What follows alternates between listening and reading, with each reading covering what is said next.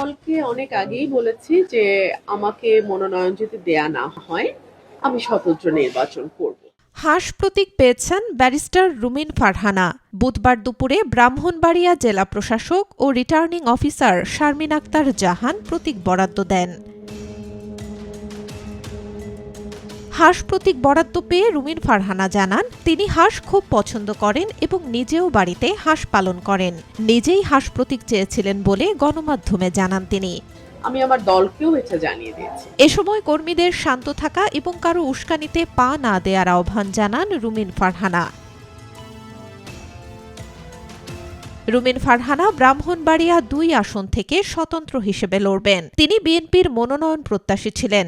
দলের সিদ্ধান্ত না মানায় তাকে বহিষ্কার করে বিএনপি। আমি দলকে অনেক আগেই বলেছি যে আমাকে মনোনয়ন যদি দেয়া না হয়।